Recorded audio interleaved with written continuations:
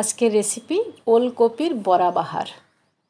এখন শীতের একেবারে শেষ, এই সময় বাজারে বাঁধাকপির সাথে সাথে এই ওলকপি বা শালগম পাওয়া যায়, আর দামও প্রচণ্ড কম। এক একটা ওলকপির দাম 3 টাকা 5 টাকা এরকম আমাদের এখানে, মানে কলকাতার কথা বলছি।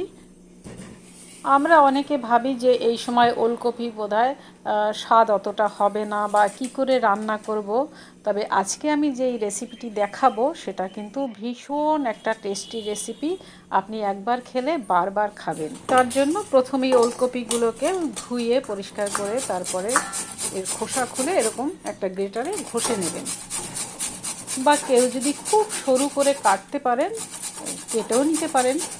এই শালগম বা ওলকপিকে একদম হেলা ফেলা ভাববেন না, এর প্রচুর হেলথ বেনিফিট রয়েছে।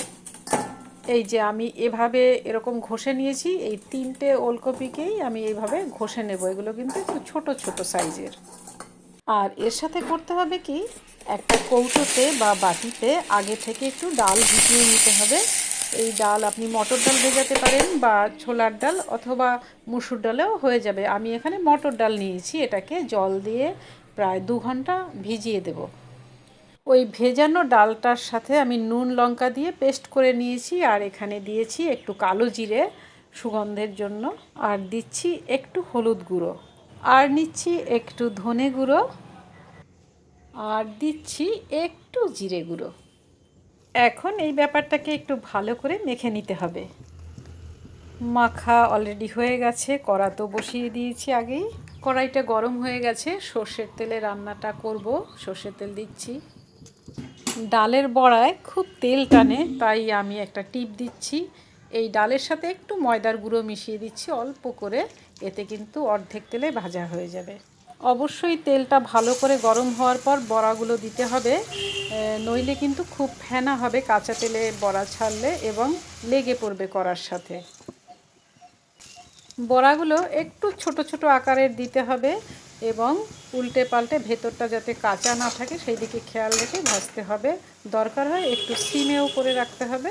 এবার তেল ঝরিয়ে ঝরিয়ে বড়াগুলোকে তুলে ফেলছি।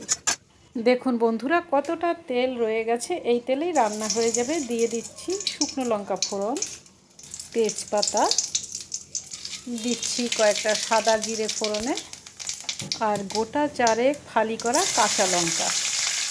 এই সাথেই ছেড়ে দিচ্ছি ডুমু করে কেটে রাখা আলু, অবশ্যই সেদ্ধ করে নিয়েছি আগে। সেদ্ধ করে নিলাম এই জন্য যে গ্রেট করে রাখা ওলকপি সেদ্ধ হতে বেশিক্ষণ সময় লাগবে না। দিচ্ছি হলুদ গুঁড়ো।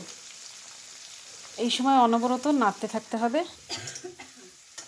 বাবা, খুব ঝাঁঝ উঠে গেছে। এই রান্নাটার সাথে অবশ্যই কিন্তু আদা পেস্ট দিতে হবে। দিয়ে দিচ্ছি 1 চামচ বড় আদা পেস্ট।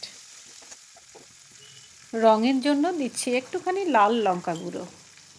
এখন দিচ্ছি বাঙালিদের রান্নাঘরের একদম কমন মশলা, জিরে গুঁড়ো। আলুর সাথে এই মশলাগুলো খুব ভালো করে কষাতে হবে যতক্ষণ না তেল ছেড়ে আসছে। মশলা কষানো হয়ে গেছে, এখন ছেড়ে দিচ্ছি গ্রেট করে রাখা শালগম বা ওলকপি। এখন জম্পেশ করে একেবারে খুন্তি ধরে নাড়ানাড়ির পালা। দারুণ মাখামাখি করিয়ে দিচ্ছি, যতটা মাখামাখি তত স্বাদ।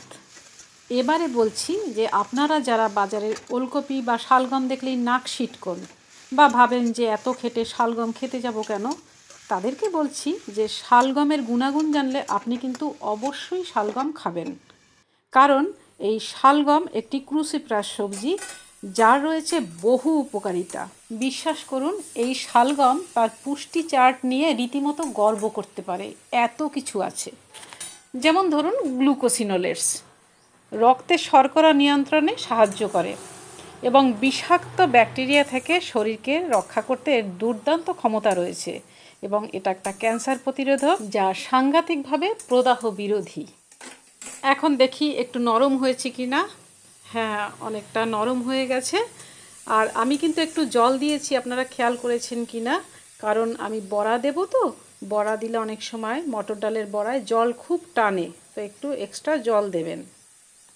মনে হচ্ছে যেন একটু সাদা সাদা দেখতে লাগছে, তাই একটু হলুদ অ্যাড করলাম। যখন অনেকটাই হয়ে আসবে তখনই বড়াগুলো দিতে হবে। সবগুলো দেবো না, আমি কিছুটা বড়া এখান থেকে দিয়ে দেবো, বাকিগুলো এমনি আপনি ঘি দিয়েও পাতে খেতে পারেন। বড়া দিলেই জলটা পুরো শুকনো হয়ে যায়, তাই আরেকটু জল দিচ্ছি। এটা গরম জল দিলেই খুব ভালো হয়। নিরামিষ খাবার যেহেতু, তাই অবশ্যই একটুখানি চিনি দিচ্ছি। যারা পেঁয়াজ রসুন খান তারা কিন্তু এই ফোড়নের সময় পেঁয়াজও দিতে পারেন, অথবা বাড়িতে নারকেল কোড়া থাকলে সেটাও ব্যবহার করা যায়।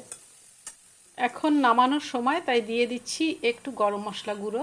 এতে রয়েছে ভাজা তেজপাতা, লবঙ্গ, এলাচ আর দারচিনি। মন চাইলে এই সময় একটু ঘি অ্যাড করতে পারেন। একদম হয়ে গেছে, এবার আমি ওভেনটা অফ করে দেব। একেবারে রেডি। গরম ভাত বা পরোটার সাথে জমে যাবে শালগমের এই বড়া বাহার।